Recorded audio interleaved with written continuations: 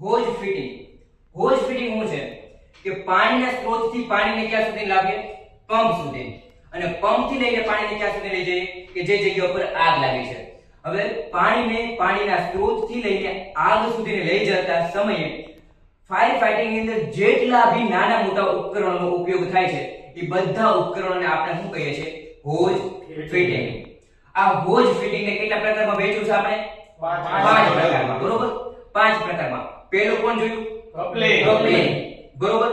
Coupling પછી branch અને nozzle. પછી બ્રીચિંગ અને કલેક્ટિંગ હેડ. પછી એડેપ્ટર અને મિસલેનિયસ. કપલિંગમાં આપણે જોયું તો કપલિંગ કેટલા પ્રકારની જોઈ આપણે? 2 પ્રકાર. કોણ? મેલ અને ફિમેલ. ઈ આપણે કોઈ કપલિંગમાં જોઈ ઇન્સ્ટન્ટેનિયસ મેલ અને ફિમેલ માં. પણ એના વગરની કપલિંગ કેટલી બધી જોઈ આપણે? શોર લોક જોઈ, થ્રેડેડ જોઈ, વી થ્રેડેડ જોઈ, આટાવાળી, આટા વગરની. એમાંની આપણી ફાયર સર્વિસમાં કઈ કપલિંગ યુઝમાં છે? ઇન્સ્ટન્ટેનિયસ મેલ અને ફિમેલ કપલિંગ, કે જેને ઈઝીલી આપણે લોક કરી શકીએ અને ઈઝીલી આપણે એને રિમૂવ કરી શકીએ. બરોબર છે? કપલિંગ પછીનો મુદ્દો જોયો આપણે બ્રાન્ચ અને નોઝલ. બ્રાન્ચ અને નોઝલ બે અલગ પાર્ટ છે. આ બ્રાન્ચ છે એમની ઉપર જે ઉપર લગાવેલું પાર્ટ છે જે પાણીને પ્રેશરથી પાણીને એકદમ થ્રોની સાથે ફેંકવા માટે ઉપયોગમાં આવે છે. એ કોણ કામ કરે છે? નોઝલ. હવે આપણો હોજ છે, હોજની છેડે આપણે બ્રાન્ચને લગાવીએ છીએ. બરોબર? બ્રાન્ચનું કામ શું છે? પાણી જે હોજના મારફતે આવે છે એ પાણીને એકદમ તીવ્ર વેગ આપવાનું, જે જગ્યા ઉપર આપણે પહોંચાડવાનું છે, જે જગ્યા પર ટાર્ગેટ કરવાનું છે, ટાર્ગેટ ઉપર કામ કોણ કરે છે? બ્રાન્ચ. બ્રાન્ચ બે પાર્ટમાં વહેંચાયેલી છે, નોઝલ અને બ્રાન્ચ. બરોબર? હવે બ્રાન્ચને આપણે બે વિભાગમાં વહેંચીએ, એક કંટ્રોલેબલ બ્રાન્ચ અને એક નોન કંટ્રોલેબલ. કંટ્રોલ વાળી બ્રાન્ચ છે જેના પર ફાયરમેનનો પોતાનો કંટ્રોલ હોય છે, અને નોન કંટ્રોલમાં ફાયરમેનનો કોઈ કંટ્રોલ રહેતો નથી. નોન કંટ્રોલ બ્રાન્ચનો ઉપયોગના સમયે આપણે મેન પાવરની વધારે જરૂર પડે છે, વધારે પાણીની જરૂર પડે છે, સમય વધારે માંગી લે છે. પણ જ્યારે આપણે કંટ્રોલેબલ બ્રાન્ચનો ઉપયોગ કરતા હોઈએ તો ફાયરમેન પોતાની મેળે પોતાની જરૂરિયાતની મુજબ પાણીને સ્પ્રે કરી શકે છે, પાણીને ઓછું કરી શકે છે, કે પાણીને બંધ કરી શકે છે, કે કોઈ પણ જગ્યા પર જેટ મારવાની છે તો એમને જેટનું કામ કરે છે. બરોબર છે? આપણે કંટ્રોલેબલ બ્રાન્ચમાં કઈ બ્રાન્ચો જોઈએ? એક વખત ફટાફટ નામ બોલી જાઓ. કંટ્રોલમાં કોણ છે? એક તો આપણી ફાયરમેનની ફ્રેન્ડ બ્રાન્ચ કઈ કીધી? London pattern hand control branch, TP એટલે ટ્રિપલ પર્પઝ અને ઓર્ડિનરી હેન્ડ કંટ્રોલ. આ બધી કોણ છે? આપણા હાથથી કંટ્રોલ થઈ શકે એવી બ્રાન્ચો. નોન કંટ્રોલમાં શોર્ટ બ્રાન્ચ, લોંગ બ્રાન્ચ, પછી બીજી બધી રિવોલ્વિંગ બ્રાન્ચ, મયુરા કર્ટન. મયુરા કર્ટનનું કામ શું છે? પાણીને બોરના પીંછની જેમ આખું ફેલાવી દે છે અને પાણીની દીવાલ ઊભી કરે છે, જેનાથી ફાયરમેનને હીટથી રક્ષણ મળે છે. આ વસ્તુઓ જોઈએ આપણે શેમાં? બ્રાન્ચમાં. બરોબર? એના પછીનો મુદ્દો કયો જોયો આપણે?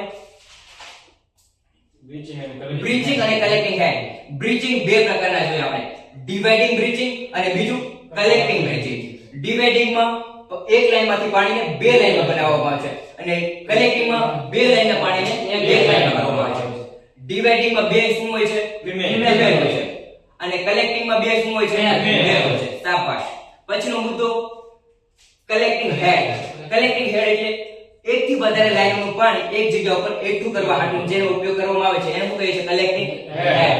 બરોબર? કલેક્ટિંગ હેડ કેટલા પ્રકારના છે? 2 વે, યસ. પછી બીજું 3 વે, 4 વે અને 6 વે. આ પ્રકારના શું છે? કલેક્ટિંગ હેડ. પછીનો મુદ્દો કોણ જોયો આપણે? એડેપ્ટરનું કામ શું છે? કે કોઈ પણ જગ્યાએ બે ફિમેલ ભેગી થઈ હોય તો એમને જોઈન્ટ કરવા માટે કોનો ઉપયોગ થાય છે? મેલ એડેપ્ટર. કોઈ પણ જગ્યાએ બે મેલ ભેગી થઈ ગઈ હોય તો એમને કોનાથી જોડી ગઈ છે? ફિમેલ એડેપ્ટરથી. બરોબર? સક્શન એડેપ્ટર જોયું, હાઇડ્રન્ટ એડેપ્ટર જોયું. આ શું જોયું આપણે? એડેપ્ટર. એડેપ્ટર પછીનો મુદ્દો જોયો આપણે મિસલેનિયસ. મિસલેનિયસ ની અંદર શું છે? સ્ટેન્ડરો છે, મેટલ સ્ટેન્ડર. મેટલ સ્ટેન્ડરના રક્ષણ માટે બાસ્કેટ. બરોબર? જેનાથી હું ઉપયોગમાં આવે છે બધી વાતોને આપણે સમજી લીધી એકદમ પરફેક્ટ. આ બધું દિમાગમાં. પછી હોજ રેમ્પ. હોજ રેમ્પનું કામ શું છે? કે રસ્તાઓને ક્રોસ કરીને આપણે ફાયર ફાઇટિંગ કરવાના સમયે હોજ રેમ્પનો ઉપયોગ કરીને આપણે ફાયર ફાઇટિંગ એ કરી શકે અને વાહન વ્યવહારને પણ શરૂ રાખી શકે છે. પછી સક્શન રેન્જ નો ઉપયોગ શું છે? સક્શન ને ટાઈટ કરવા હાટુ સક્શન નું પાનું છે, બરોબર છે. પછીના હું જોયું બ્લેન્કેટ આઉટલેટ અને પંપ ને ઇનલેટ ને રક્ષિત કરવા હાટુ કોણ કામ કરે છે? બ્લેન્કેટ. પછીનું હોજ બેન્ડેજ નું કામ શું છે?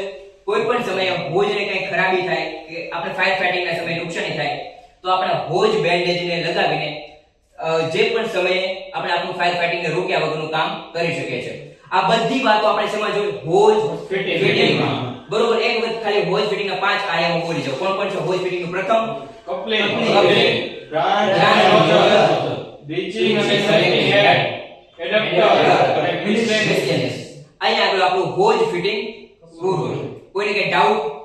ના. જય હિન્દ. જય હિન્દ.